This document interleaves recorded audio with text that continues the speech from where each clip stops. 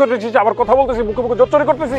বোন তুই চিন্তা করিস না, এই যে আমি এইমাত্র ব্যাংক থেকে টাকা উঠিয়ে নিয়ে আসলাম, এখন গহনার দোকানে গিয়ে তোর গহনা কত টাকা দিয়ে যান না ভাইজান।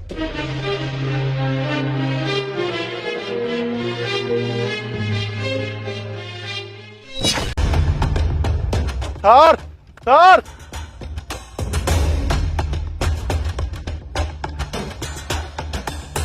শুনেন স্যার, স্যার গাড়িটা একবার থামান স্যার, স্যার কথাটা শুনেন স্যার।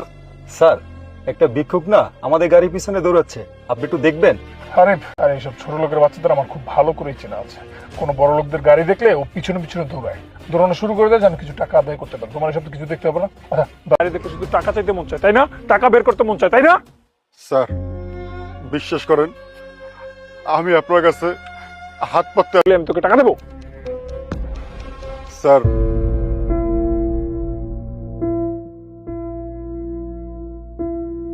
তাই না? অত লোকের বাচ্চা, তুই এই টাকা চুরি করার সাহস কোথায় পেলি?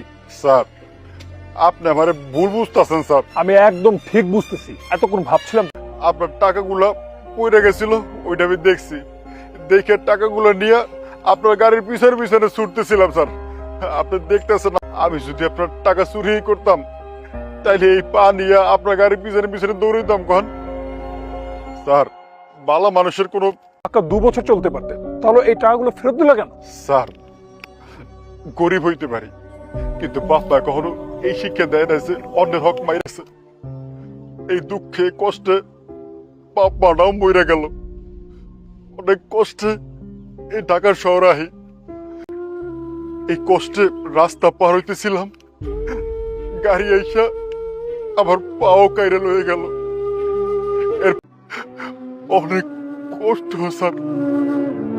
দেখো এই টাকাগুলো আমার বোনের বিয়ের গহনার টাকা, তুমি এই টাকাগুলো পেকে ব্যবসা হিসেবে নিয়েছে, তারা শুধু শুধুই ভিক্ষা করে। আমি ভেবেছিলাম তুমি তেমনই একজন মানুষ, কিন্তু ভাই তুমি আজকে আমার যে উপকার করলে তোমাকে এই জন্য অসংখ্য ধন্যবাদ। মানুষ হিসেবে যেটা দায়িত্ব আমি শুধু ওইটাই পালন করছি। এই যুগে এতগুলো টাকা কেউ হাতে পেয়ে ফেলে আটকে গেছে, ভাই তোমাকে অসংখ্য ধন্যবাদ। আচ্ছা বলো, তুমি আমাকে এই উপকার করার জন্য তুমি কি চাও? তুমি যা চাইবে আমি তাই দেওয়ার চেষ্টা করবো। স্যার আমার খুব উপকার হইতো, এমন রাস্তায় রাস্তায় ভিক্ষা করে খাইতে আমার কাছে না ভাল লাগে না। আমি জানি আমার ছোটটা চাকরি লইতো স্যার। কেন পাবে না? অবশ্যই চাকরি পাবে, আমি তোমার একটা চাকরির ব্যবস্থা করছি। আচ্ছা আমাকে বলো তো, তুমি কোন পর্যন্ত পড়ালেখা করেছো? না ভাই এই কার্ডটা রাখো, আগামীকাল সকাল 11টায় আমার অফিসে চলে আসবে, আমি তোমার একটা চাকরির ব্যবস্থা করে দেব। স্যার আগে দিয়েছ, ঠিক আছে ভাই, কাল অফিসে এসো, দেখা হবে। আজকে তাহলে আসি। হ্যাঁ আচ্ছা ঠিক আছে স্যার, আসসালামু আলাইকুম। ওয়ালাইকুম। স্যার ভিতরে আসতে পারি? আরে আসুন আসুন, আপনার জন্যই তো অপেক্ষা করছিলাম, বসুন না প্লিজ। ও আচ্ছা, আপনি ভাইয়া, আপনি আমার যেই বড় উপকার করেছেন, আপনাকে ধন্যবাদ বলে আমি ছোট করব না, কিন্তু আপনার এই উপকার উপকার করতাম, এটা তো আমাদের মানব ধর্ম। আজ থেকে আমার একটা ভাই না 2টা ভাই। ভাইয়া শোনেন, সামনের সপ্তাহে আমার বিয়ে। আমার নাম সানি। ও মিস্টার সানি, আপনাকে একটা কথা বলি শুনুন। আমার এই অফিসের যে ম্যানেজার, এর আগে অনেক কারসাজি লোক থাকুক, আশা করি এবার সেই লোকটা আমি পেয়ে গেছি।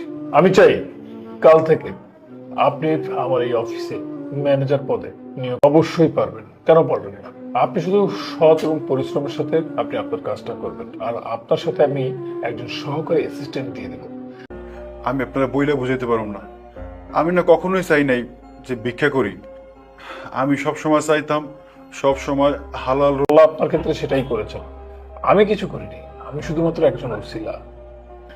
ভাইয়া কাজের বিষয়ে যদি আমার কোনো হেল্প আপনার লাগে। ঠিক আছে স্যার, কালকে সকাল থেকে আমি অফিসে জয়েন করব।